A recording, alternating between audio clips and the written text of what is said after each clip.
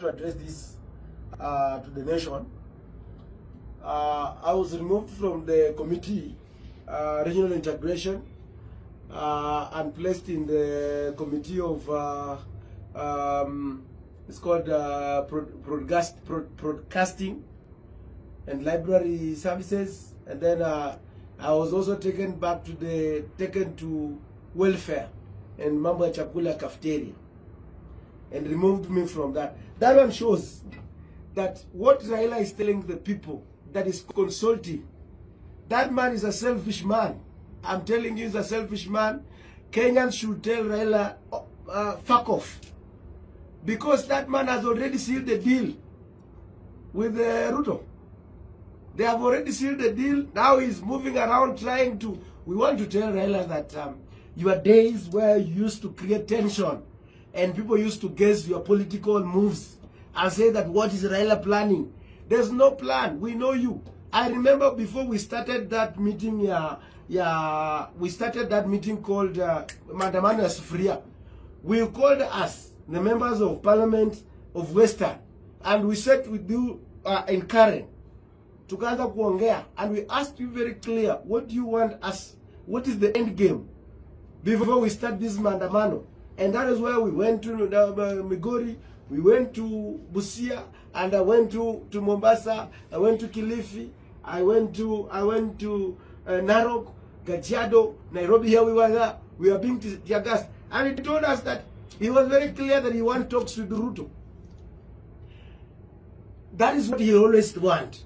Raila will never have any interest with Kenyans at all. So if it is there, and that is why, if he's saying that, why are we being removed from these committees? Number one, it's showing that the parliament is not independent. That is being colonized, is being operated from a certain point.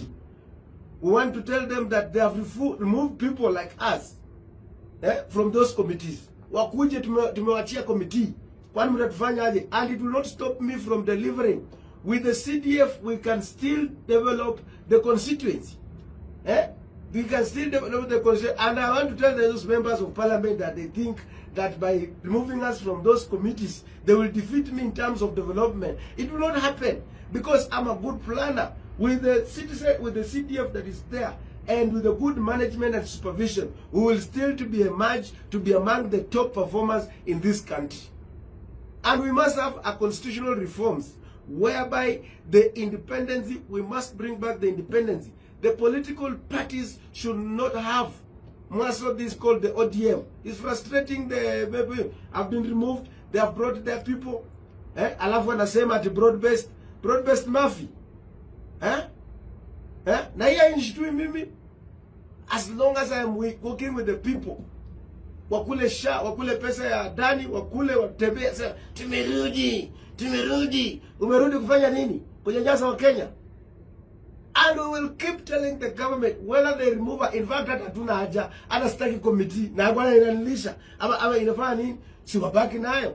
So we are going, if there is any constitutional amendments that needs to have, or the standing orders, to make sure that the moment the parliament should be independent from political interference, so that if you're being chosen on the basis, be chosen on the basis of qualification, number one, be chosen on the basis of where you come from, so that if it's in Zimbabwe, Miwa, you can be able to represent the people in the Ministry of Agriculture and others. Or if it's finance, you are a qualified financial analyst like me, I'm a BCom and whatever. So those are the things that we have to address. And I want to ask the members of ODM, nyinyi ni watu like fucking. Because number one, you are given the powers by the court to take over the majority side. We stood with you, but you turned against us. Anyone who's still believing in Raila, that he has any interest in Kenyans and ODM, and we are going to finish ODM in Kakamega and Western. And I want to say this, and it's going to be very serious about this thing. After all, I don't care. After all, we are with the people. Ati mimi ni muanga sijui wa namba 15. Wewe hakuna yo. Kwenda huko.